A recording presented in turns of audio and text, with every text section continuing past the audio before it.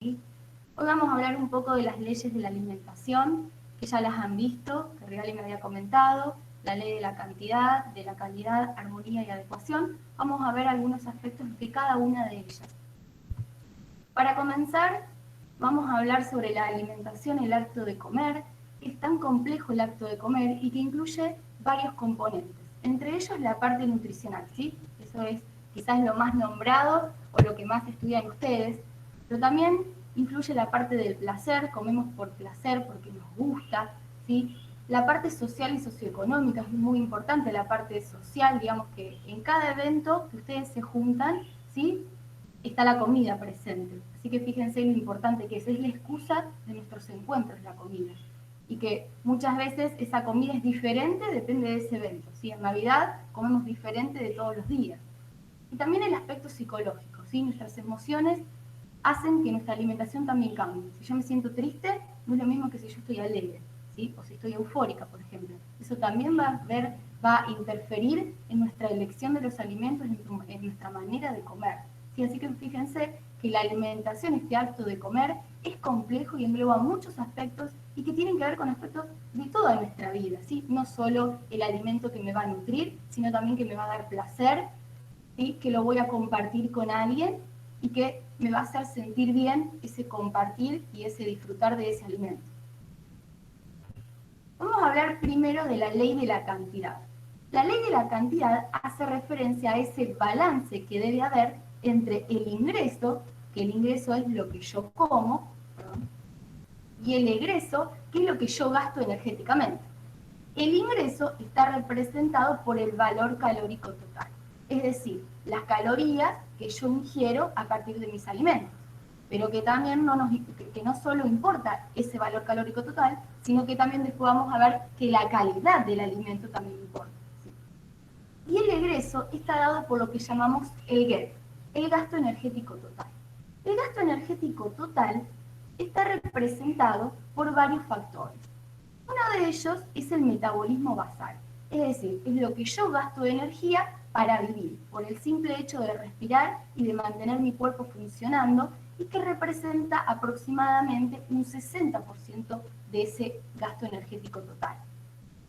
Otra parte importante es la termogénesis inducida por los alimentos, es decir, cuando comemos, nosotros para degradar esos alimentos, para luego poder absorberlos, tenemos que gastar energía, ¿sí? Y eso está calculado este 10% para una dieta mixta, ¿sí? ¿Qué pasa? Cuando nosotros aumentamos el fraccionamiento de nuestra alimentación, vamos a aumentar la termogénesis inducida por los alimentos. Por eso, a veces la nutricionista que decimos, aumentemos la frecuencia de consumo, sino no hagamos solo 2 comidas, hagamos más comida, porque así el cuerpo, en cada vez que uno come, va a gastar esa energía para degradarla, ¿sí? Y no vamos a comer tampoco en exceso, si comemos a intervalos de tiempo, digamos, regulados.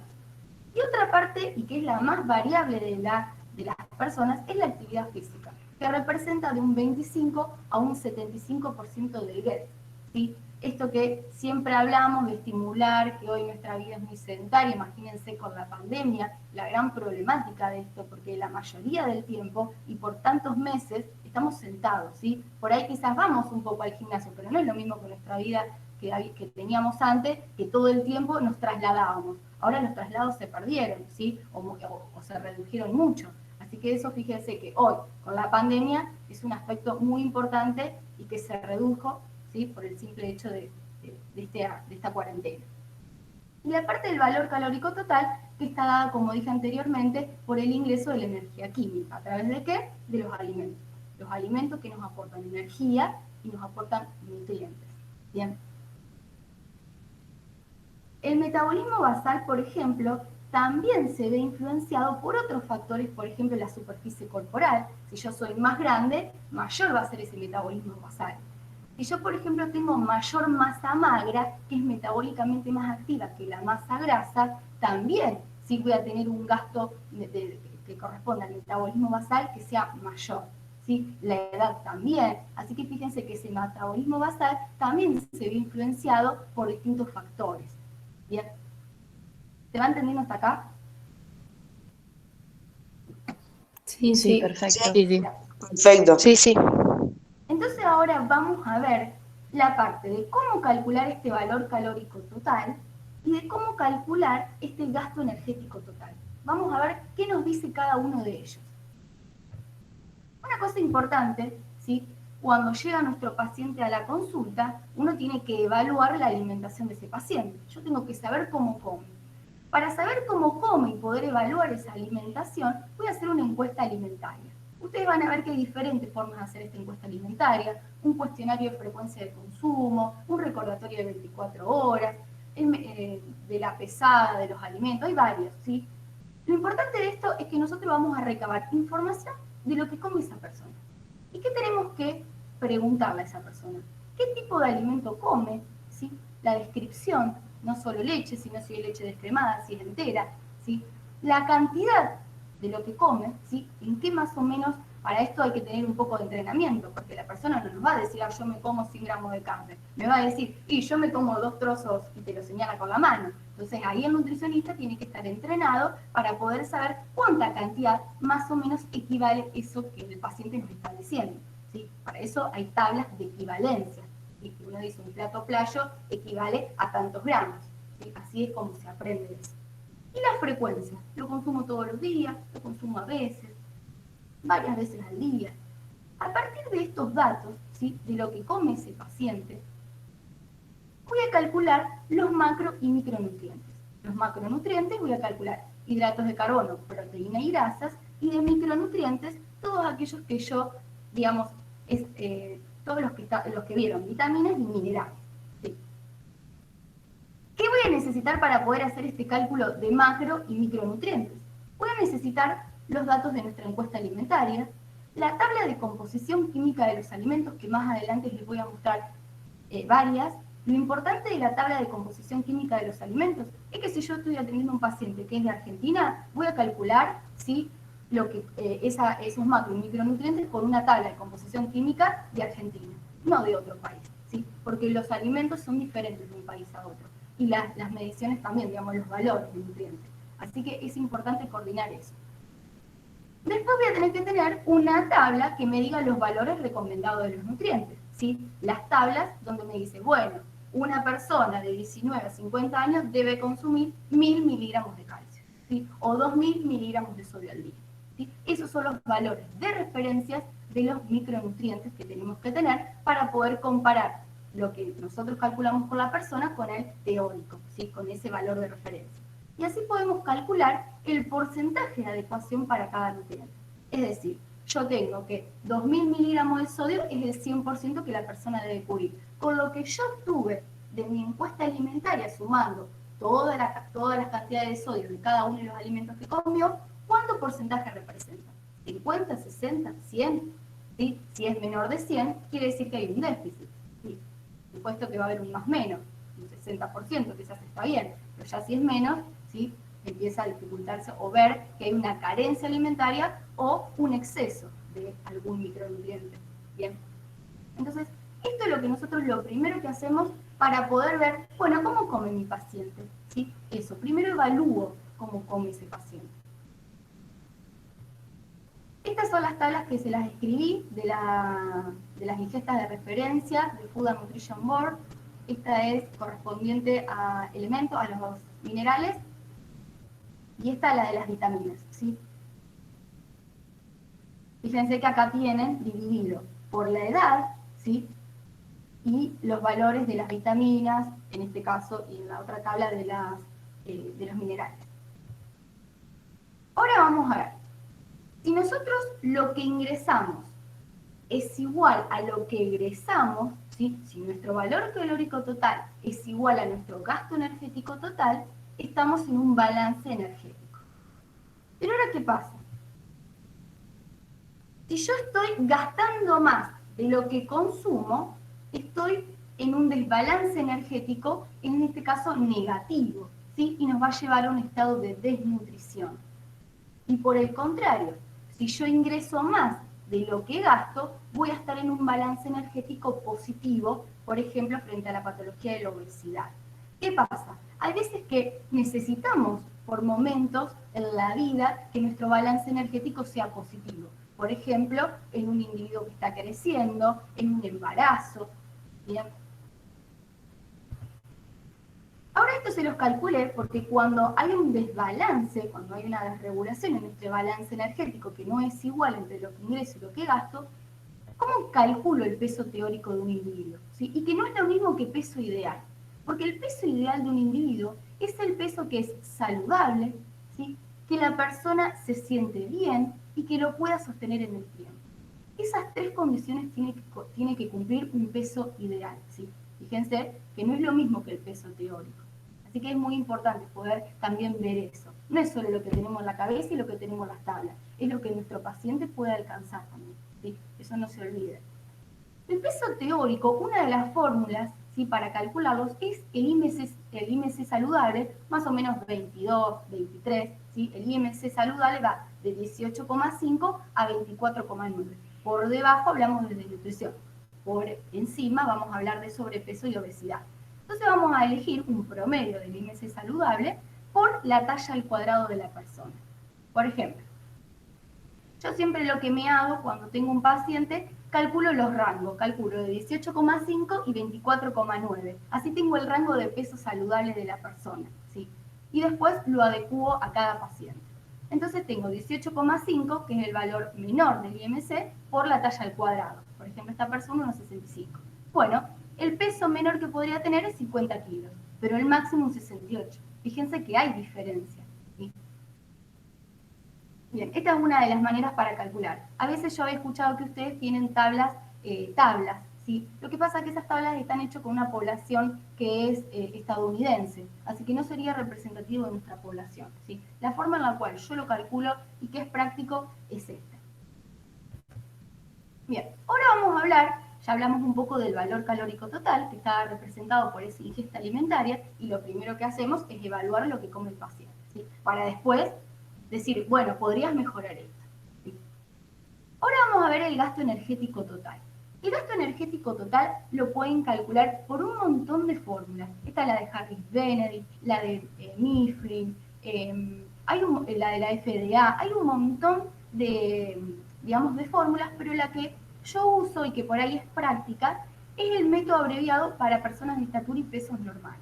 ¿Sí? Lo cual, acá es interesante recalcar que esto es para pesos normales, cuando el individuo está sano. Ya si la persona tiene una obesidad o una desnutrición, voy a ir a otra fórmula nutricional, a otra fórmula para calcular ese gasto, ¿sí?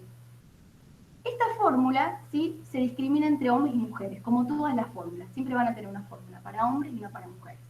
Para hombres, el GER, y fíjense que acá dice el gasto energético en reposo. ¿Esto qué significa? Que no está contemplando la actividad física, ¿sí? Es lo que la persona gasta para vivir. En caso del hombre, se va a calcular una kilocaloría por kilogramo de peso por 24 horas. Y en las mujeres, 0,95 kilocalorías por kilogramo de peso por hora. Esto me va a dar el GER, es decir, el gasto energético en reposo. ¿Sí? A veces le dicen tasa metabólica basal. ¿Sí? Básicamente es lo mismo, es lo que gasta la persona simplemente por el hecho de funcionar y vivir. ¿Sí? Pero ahora bien, ¿y con la actividad física qué pasa? ¿Sí? Porque es importante tener en cuenta cuánto gasta en cuanto a movimiento esa persona. Entonces lo que se hace, ¿sí?, es hasta kilocalorías que calculamos, ¿sí? El GER sería multiplicar el GER por un factor. ¿Sí? Este factor, ¿de dónde sale? Sale de esta tabla. ¿Sí? Esta tabla va en concordancia con la fórmula, con esta fórmula. Ahora bien, si yo uso otra fórmula, después para la actividad física tengo que usar otra tabla, ¿sí?, porque tiene que ir en concordancia siempre. Entonces, en esta tabla, ¿sí?, tenemos acá el grado de actividad general, muy liviana, liviana, moderada, intensa, muy intensa, el sexo, ¿sí?, siempre discriminado hombres y mujeres, y acá tenemos un factor. Entonces, dependiendo de la actividad que tenga la persona, es como yo voy a multiplicar, ¿sí?, a estas kilocalorías que yo calculé con el GER. Entonces, si una persona, por ejemplo, una mujer, hace una actividad liviana, bueno, lo voy a multiplicar por 1,5. Pero ahora, ¿cómo sé si una actividad es muy liviana, liviana, moderada, intensa o muy intensa? Bueno, para eso hay una clasificación, ¿sí?, de categorías de actividades en donde nos explican. muy liviana, actividades desarrolladas sentado y de pie, trabajo de pintura, conducción de vehículos, tareas domésticas como coser, planchar, ¿sí? Esas serían actividades muy livianas, los quehaceres de nuestra casa, quizás, ¿sí? O trabajos bastante sedentarios. Liviana incluye actividades que requieren caminar, oficios eléctricos, la carpintería, ¿sí? Limpieza de casa. Fíjese que acá aumentaba un poco más la actividad física. ¿Sí? No es lo mismo trabajar de secretaria que limpiar casa. ¿Sí? Moderada ya incluye actividades que requieren esfuerzo, oficios de carga y descarga, ¿sí? La danza, por ejemplo, ir a hacer alguna actividad física. Y la intensa, bueno, es cuando ya hablamos de una práctica que es competitiva, ¿sí? De deporte, donde hay un entrenamiento mucho mayor, digamos, donde se habla más de ejercicio quizás y no tanto de actividad física. Porque la actividad física es más una actividad de recreo y el ejercicio físico es una actividad que está programada, regulada. ¿Bien? Entonces, esta clasificación también coincide con esta tabla. Si yo uso otra tabla, ¿sí? Digamos, la descripción de cada una de las categorías va a ser diferente. Así que es importante siempre eso, evaluar con una tabla el valor calórico total y en concordancia con la de la actividad física. Bien. Ahora vamos a ver un ejemplo, y esto es con la unidad de referencia de los datos que salieron de la encuesta de ENIS durante el año 2005. Estos datos son los que están en las guías alimentarias para la población argentina, ¿sí? Que es una mujer adulta de 19 a 49 años, ¿sí? Tiene un peso de 56,3, una talla de 1,60, un IMC de 22,5 y un nivel de actividad física moderado. Estos son los datos en los cuales todas las recomendaciones de las guías alimentarias para la población argentina se basan, ¿sí? El valor calórico total que esas guías recomiendan sale de esto, ¿sí? De haber analizado a una persona con estas características, ¿sí? Por ende, si yo tengo otras características, tengo que evaluar, ¿sí? Otra vez, ¿sí? No es lo mismo. Bien. Entonces, para esta mujer, ¿sí? Que pesa 56,3, voy a calcular, ¿sí? El gasto energético total. En realidad sería el GER, ¿se acuerdan? 0,95 por 56 por 24, ¿sí? Ah, no, el G, porque ya le puse el factor. Por 1,6 porque hace una actividad moderada. Esto me va a dar aproximadamente 2.000 kilocalorías por día. Dice que este STEGET, que es 2.000 kilocalorías por día, lo hacen las guías alimentarias para la población argentina. Pero si uno se fija en el rotulado de los alimentos, también, ¿sí? Fíjense que todos los cálculos están hechos para una alimentación de 2.000 kilocalorías por día. Fíjense que tanto la parte nutricional como la del etiquetado de los alimentos está en concordancia, también es igual. Y si me voy a la canasta básica de los alimentos, también está calculado más o menos por un individuo que pesa 70 kilos, ¿sí? Y que su alimentación también son de 2.000 kilocalorías por día. Fíjese que tanto la parte de la guía alimentaria para la población argentina, como la regulación del etiquetado, como el cálculo de la canasta básica de los alimentos y cuánta plata yo necesito para cubrir una alimentación adecuada, siempre están hechos a base aproximadamente de las mismas características de la persona. ¿Sí? Bien, ahora vamos a ver la ley de la armonía. La ley de la armonía es esto de encontrar, ¿sí? La proporción entre los nutrientes que consume una persona. ¿Para qué? ¿Cuál es el fin? Bueno, porque yo quiero que los hidratos de carbono sean fuente de energía. Quiero que las proteínas tengan parte, digamos, que su función sea estructural y de sostén. No la quiero para la energía la proteína, ¿sí? Y las grasas también para energía, ¿sí? Así que fíjense que eso está dado en función de lo que necesita el cuerpo, ¿sí? Para regular sus funciones. Aproximadamente los hidratos de carbono, y esto es del valor calórico total, representan un 45 un 60%. De las proteínas, un 10 un 15%. Las grasas, un 25 un 30%. De las grasas, acá les discriminé. Los ácidos grasos saturados se busca que sean menos del 7% del valor calórico total. De los ácidos grasos poliinsaturados, 6 y 11%. Y lo discriminamos en omega 6 y omega 3, linolénico y linoleico. ¿Sí? El omega 6, 2,5 a 9 y el omega 3, 0,5-2%. ¿Qué es importante de esto? Que la relación omega 3, omega 6, tiene que ser 4-1. ¿Sí? 4 de omega 6 y 3 de omega 3. ¿Sí? Perdón, 1, 4-1. ¿Sí? ¿Para qué es esto? Para poder, digamos, la cascada, digamos, de las prostaglandinas, de las enzimas ciclooxigenasa y lipoxigenasa, vayan hacia lo que se deriva de lo antiinflamatorio, porque los omega 6 son proinflamatorios, mientras que los omega 3 son antiinflamatorios. Así que es importante también esta relación 4-1. ¿Sí? Y los ácidos grasos monoinsaturados se calcularían por la diferencia de estos. ¿Sí? Yo tengo que asegurarme primero el porcentaje de estos y luego los monoinsaturados representados mayormente por el oleico. Y la fibra dietaria sí que se calcula 14 gramos cada 1000 kilocalorías. Es decir, una dieta de 2000 kilocalorías, yo necesitaría ingerir 25 gramos de fibra, lo cual es bastante complicado y más con nuestra cultura y nuestra... ¿sí?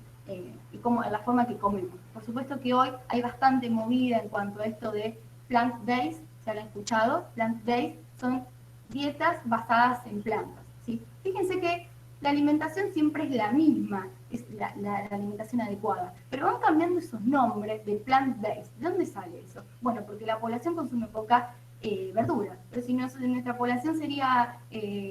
digamos, consumiera más cantidad de fruta y verdura, plant-based no serviría ese nombre, ¿sí? Fíjense que cómo come la población es que después los nombres que la ciencia le pone a las cosas, ¿sí?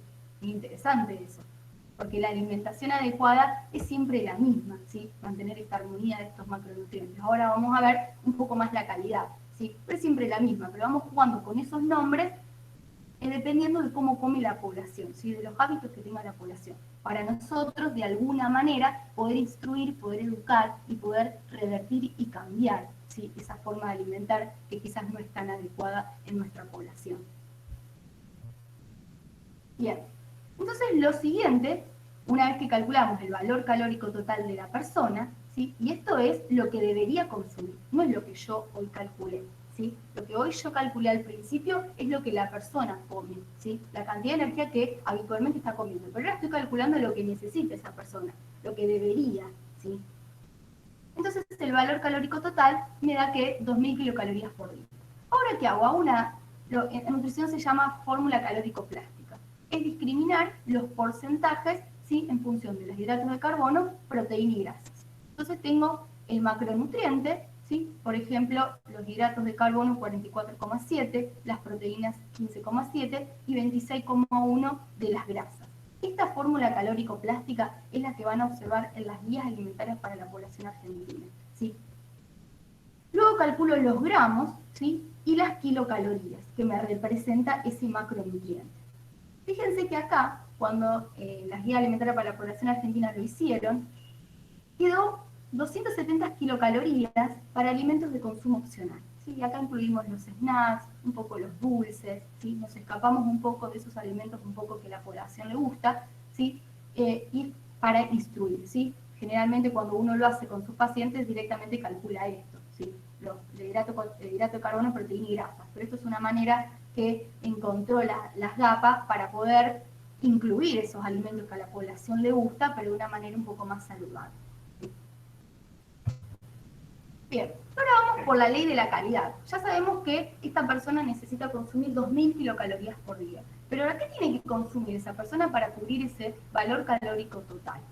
Bien, esta es la gráfica de las GAPA, ¿sí? Que fíjense que es un modo, es una herramienta para educar a nuestra población. Como yo les mencioné que nuestra población consumía poca fruta y verdura, justamente nuestra gráfica está hecha para que comamos más frutas y verduras. Fíjense que esto está representando un plato. La mitad del plato, frutas y verduras. Una parte de ese plato bastante importante de cereales y legumbres, ¿sí? Otra parte de lácteos, de carnes y huevo, la parte de los aceites y las grasas y de los dulces. Fíjense que acá dice más actividad física, menos sal e incluye la canilla de agua en el medio. O sea que está contemplando todos los aspectos que una alimentación tiene que tener, ¿sí? La calidad de los alimentos.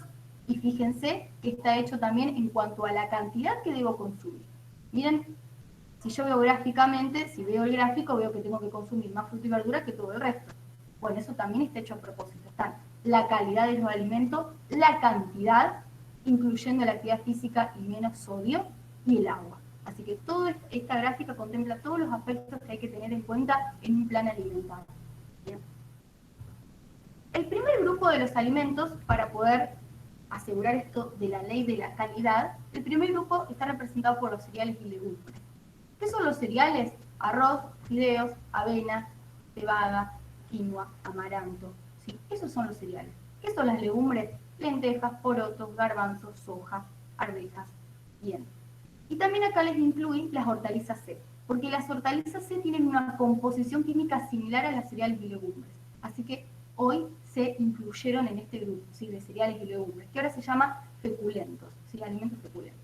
Papa, mandioca, choclo son alimentos, son hortalizas C. Ya vamos a ver que las hortalizas, los nutricionistas las clasificamos en A, B y C, según el contenido de hidratos de carbono. Las C son las que se asemejan a esta composición de cereales y legumbres. ¿Cómo aseguro yo, ¿sí? Por ejemplo, tener una buena ingesta de cereales y legumbres? ¿Todos los días voy a comer papas o todos los días voy a comer arroz? No. Voy a combinar dentro de ese mismo grupo de alimentos los diferentes alimentos que incluyen. Un día voy a comer legumbres, otro día voy a comer arroz, otro día voy a comer papa, ¿sí? Otro día choclo, otro día mezclo, ¿sí? Ahí hago a la variedad, ¿sí? El segundo grupo está representado por verduras y frutas, ¿sí? Como les dije, acá nos van a quedar las hortalizas A y B, ¿sí? Más que nada las de hoja son las A, y las B son, por ejemplo, la calabaza, el zapallo, el zapallito, ¿sí? Y las frutas. Ese es el segundo grupo. Y fíjense también, ¿tengo que comer todos los días lechuga, tomate? No. Para asegurar que ingiera diferentes nutrientes o micronutrientes, tengo que comer variedad de estas frutas y verduras, que encima es el grupo alimentario más variado y que más color le da a nuestra alimentación, ¿sí? Hay mucho para jugar, ¿sí? En estos alimentos. Los lácteos incluimos la leche, el yogur y el queso, ¿sí? Las carnes y huevos, ¿sí? Incluimos la carne de vaca, el pollo, los huevos, el pescado, que tendríamos que consumir más, pero en nuestra población eso no es tan común, ¿sí? Las grasas y aceites oleaginosos es el grupo que está representado por los aceites. Fíjense que la palta también está en este grupo porque tiene alto contenido, pero de ácidos grasos poliinsaturados. Las frutas secas, las aceitunas. Y acá también vamos a encontrar la manteca, la crema de leche, la mayonesa, ¿sí? Ese grupito sería más de los saturados y este es el de los insaturados. Fíjense que no es lo mismo dentro de ese grupo comer uno u otro alimento. ¿Sí? También es importante ver la calidad de cada uno de los tipos de alimentos que incluimos en un grupo alimentario. Y el último, el de los dulces, el último, porque es el que menos tenemos que consumir, ¿sí? Toquecitos nomás, ¿sí? Bien, ahora qué es importante saber. ¿Qué nutrientes aportan los cereales y las legumbres? Bueno, sobre todo hidratos de carbono y proteínas, ¿sí? Lo principal de las cereales y legumbres es hidratos y proteínas.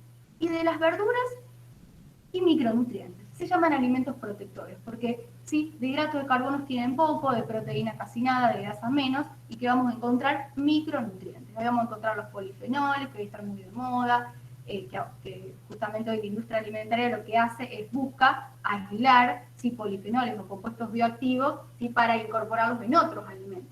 Así que este grupo es el de los micronutrientes. Los lácteos que me van a aportar un poco de hidratos de carbono, pero sobre todo proteínas. ¿Cuál es la diferencia entre la proteína de un lácteo y del cereal y las legumbres? Es que esta es completa, mientras que esta es incompleta, ¿sí? Esta aporta todos los aminoácidos esenciales, en cambio estas tienen déficit. Por eso, cuando hacemos una dieta vegetariana, tenemos que combinar esta con esta, porque esta tiene un déficit en un aminoácido y esta en otro.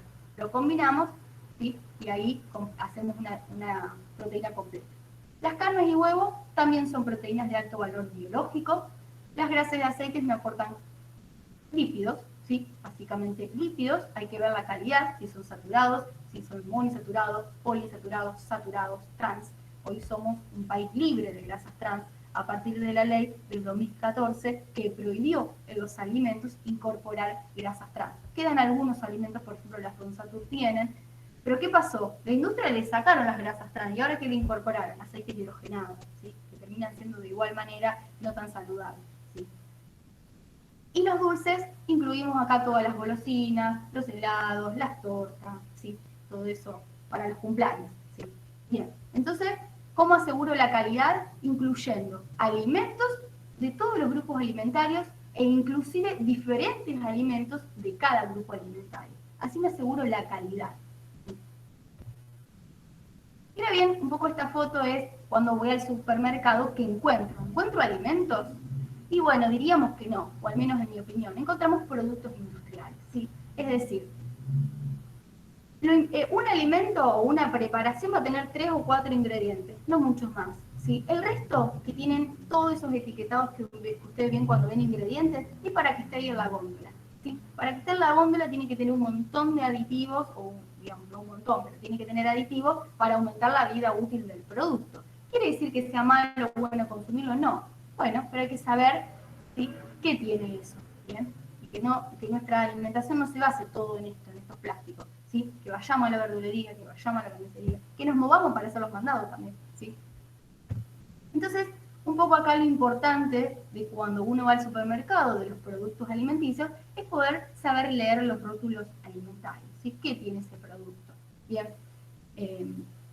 Una cosa importante, acá no lo traje, digamos, a colación, porque bueno, no era para entrar en la parte de etiquetado, es un poco que uno tiene debajo, en la parte frontal de los alimentos, hay una frase muy chiquitita que es la denominación de venta.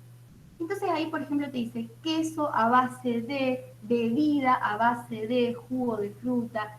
Entonces, esa es la explicación mucho mejor que lo que nos da la etiqueta principal, ¿sí? Lo que nos da la marca o el nombre comercial. ¿Sí? Fíjense que en esa partecita van a tener, digamos, la denominación de venta. Luego, otra cosa importante son los ingredientes y otra, bueno, la información nutricional que nos aporta en la porción del alimento y como les dije, esto está calculado para una dieta de 2000 kilocalorías. Pero si mi persona consume 1200, es diferente, ¿sí?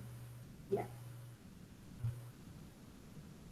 Una vez que calculamos el valor calórico total, que dijimos que era de 2000 kilocalorías, hicimos la distribución de los macronutrientes, vimos cuáles alimentos existen, ahora vamos a hacer, bueno, ¿qué tiene que comer esa persona? Entonces lo que tengo que armar es una fórmula, lo que conocemos como fórmula desarrollada. Para eso necesitamos tablas de composición de alimentos. Las que tenemos disponibles en Argentina, una de ellas es Nutrinfo, que acá esta base de datos está compilada con una base SARA, ¿sí?, que es esta, la base del Ministerio de Salud, más todos los productos alimenticios. Está bueno porque en esta base tenemos todos los alimentos que están en el supermercado. ¿Sí? Argenfood es otra, ¿sí?, que está basada también en mediciones, y bueno, y la del Ministerio de Salud. ¿Sí? Así que contamos, al menos, hay muchas más, pero al menos con estas 3 bases de datos interesantes para poder buscar la composición química de los alimentos. Entonces, lo que voy a hacer es hacer, digamos, qué cantidad tiene que comer esa persona para llegar a un valor calórico total. Entonces yo acá le armé, ¿sí?, algo práctico, los alimentos, la cantidad de hidrato de carbono, proteína y grasas, y un poco acá para mostrarles algo sobre algún micronutriente. Justamente estos días en el laboratorio estamos midiendo sodio, así que me vino justo para mostrarles algo. Pero esto se hace con los otros micronutrientes que ustedes vieron, ¿sí? Para la fibra también, para el sodio, para el potasio, para el calcio, para lo que quieran. Entonces acá fíjense que yo puse leche, cantidad 300 mililitros. Serían 2 tazas, ¿sí? 2 medias tazas. Acá lo que aporta, luego seguí con queso blando, una porción que son 60 gramos, huevo, que un huevo pesa 50 gramos, una porción de carne, ¿sí? La porción es 70 gramos, bueno, acá lo dividí. Hortalizas, ¿sí?, 200 gramos, las frutas 400 gramos, pan común francés que son 4 millones 120 gramos, de mermelada 40 gramos, son 2 cucharadas soperas, de aceite, ¿sí?, 1 cucharada sopera, sal, bueno, justamente porque acá había calculado algo para la sal, y así podemos incluir otro tipo de alimentos. Fíjense que estos son los alimentos básicos. En esta parte encontramos de esta fórmula desarrollada la parte de los alimentos ricos en proteínas de alto valor biológico, leche, queso, huevo y carne. ¿Sí? Luego le siguen los cereales y las legumbres, las hortalizas, frutas, pan, mermelada o los dulces y el aceite. ¿Sí? Así es como se estructura siempre la fórmula desarrollada, porque acá me garantizo cubrir proteínas de origen de alto valor biológico, acá alimentos protectores, ¿sí?, por ejemplo. Entonces fíjense que el valor calórico total de esta alimentación planteada de esta manera me da 2100 kilocalorías, ¿sí?, lo que nosotros habíamos calculado para la persona, 2000 kilocalorías. Este cociente gramo kilocaloría se calcula los gramos, ¿sí? Los gramos de toda nuestra alimentación, sumando todas las cantidades, 1770 gramos, dividido el valor calórico total. Me da 0,8. De 0,8 a 1 es un plan alimentario normal, ¿sí? Que está bien en su proporción. Luego, el porcentaje de hidratos de carbono me dio 50, 22 de proteínas, fíjense que es alto y con mínimas cantidades, y grasas 26%. Es decir, que esto está dentro, ¿sí? de los porcentajes que habíamos visto hoy. Pero fíjense que una cosa es lo teórico y otra lo que yo voy a hacer, ¿sí? Después en la parte práctica. Yo calculo todo lo teórico, pero es difícil siempre que coincida 100%. No lo aproxima, ¿sí? Y otra cosa que acá, bueno, el sodio, el valor recomendado de ingesta de sodio es 2000 miligramos por día, ¿sí? Y con esta alimentación, fíjese, con todos los alimentos lo más naturales posibles, los más frescos, 1081, ¿sí? Y de sal, 2,7, que el valor recomendado es 5 gramos de sal. 5 gramos de sal y 2000 miligramos de sodio, ¿sí? Fíjense que, imagínense, si uno come alimentos o productos industriales, tiene mucha más cantidad de sodio, ¿bien? Así que este es un ejemplo de cómo uno distribuye, ¿sí? Y calcula los macro y micronutrientes que la persona al final va a consumir, ¿sí? Y después esto hay que llevarlo, imagínense, a las preparaciones. Una cosa es acá, pero ahora lo tenemos que llevar a lo que la persona tiene que comer, ¿sí? Así que es una tarea, ¿sí? Del nutricionista, por supuesto. Este es el plan alimentario promedio que proponen las GAPA. Yo se los puse porque les había puesto la fórmula calórico-plástica, así que más o menos acá tienen digamos, los alimentos y las cantidades que propone las GAPA, ¿sí? Y acá algunas observaciones. Por ejemplo, miren, fíjense que las GAPA recomiendan parcialmente descremados, ¿sí? Yo recomiendo enteros, descremados, lo que haya en casa, ¿sí? Consumir leche, sería lo importante. Queso fresco, ¿sí? Huevo, carnes, hortalizas, ¿sí? Fíjense más o menos lo mismo. Acá feculentos cocidos, porque yo les dije que ya se juntan cereales, legumbres y hortalizas serían las feculentas. Pan, aceite y acá los alimentos de consumo opcional con estas 270 kilocalorías restantes que habían dejado en esa fórmula calórico-plástica, ¿sí? Este es el promedio y este es el que yo hice, digamos, para poder mostrarlo. Ahora bien, la ley de la adecuación, ¿sí? La ley de la adecuación es esto de que tengo que adecuar la alimentación al momento biológico de nuestro paciente, a la economía, ¿sí? A los gustos y preferencias, a las patologías. Yo, por ejemplo, tenía un paciente que le decía, bueno, coma tarta con ensalada. Ay, pero no combina, pero no pega. Y yo tengo que hacer un trabajo con él, ¿sí? Para poder al menos cambiar algo, pero no era para cambiar todo, ¿sí? Porque también uno tiene que entender el límite del otro y por dónde uno puede ayudar al otro a mejorar, ¿sí? Por ejemplo, quizás diciéndole, bueno, trate de tomar agua y no jugó tanto, ya es un montón quizás para ese paciente, ¿sí? Así que es importante siempre mirar la vida de ese paciente, los horarios, si trabaja, cómo trabaja, si hay pacientes que trabajan de noche, eso también es dificultoso a la hora, ¿sí? De nuestra alimentación, pero uno siempre tiene que adecuarlo, ¿sí? Y justamente también a las patologías, ¿sí? Si mi paciente tiene disfagia, es decir, dolor de garganta, no le voy a dar algo que le haga mal, voy a buscar alimentos, ¿sí? Que tengan una consistencia blanda, por ejemplo, ¿sí? Así que es importante también tener en cuenta todos estos aspectos a la hora de diseñar un plan alimentario, ¿sí? No solo eso teórico y lo que vemos en las tablas. Para concluir, una alimentación debe ser completa. Completa hace referencia a la ley de la calidad. La ley de la calidad, podemos decir entonces que nuestra dieta es completa o incompleta. Suficiente hace referencia a la ley de la cantidad. Nuestra alimentación puede ser suficiente, insuficiente o excesiva. Variada, esto de incluir todos los alimentos de los grupos alimentarios. Balanceada, ¿sí? Que mi egreso sea igual a mi egreso. Compartida, un poco acá, esto de la parte social, adecuada a mi economía también, ¿sí? Que sea armónica también, ¿bien? Y acá un poco, no sé, el tiempo que voy. Un poco para hablar acá del estilo, hoy digamos, no hacemos solo hincapié en una alimentación, sino que hacemos hincapié en un estilo de vida saludable. ¿Y qué es el estilo de vida? Bueno, todo lo que hace un individuo para mantenerse bien, ¿sí? Para mantenerse con bienestar. ¿Y qué es importante en un estilo de vida? La alimentación que sea saludable, teniendo en cuenta todos esos aspectos que vimos hoy, ¿sí? Teniendo en cuenta también el requerimiento hídrico, mineral, vitamínico, calórico, ¿bien? La parte de la actividad física, el movimiento, moverse, ¿sí? Y hay una nutricionista, Mónica Katz, un poco conocida, dice más pasos a nuestras vidas. Y otra parte, y no menos importante, es nuestro bienestar emocional. ¿Y cómo logramos nuestro bienestar emocional? A través de la regulación de nuestras emociones. No es no tener emociones, ¿sí? Sino que tener una regulación de esas emociones, del miedo, ¿sí? Del enojo, de la alegría, de la tristeza y del asco, del disgusto, ¿sí? Así que el bienestar emocional tiene que ver con esta regulación emocional y que muchas veces cuando viene un paciente, esta parte, ¿sí? Es también la que hay que trabajar. ¿Sí? Así que la alimentación es algo complejo, pero no imposible de trabajar, pero para eso hay que tener una mirada que incluyamos tanto lo nutricional, tanto lo del placer, lo social y lo psicológico.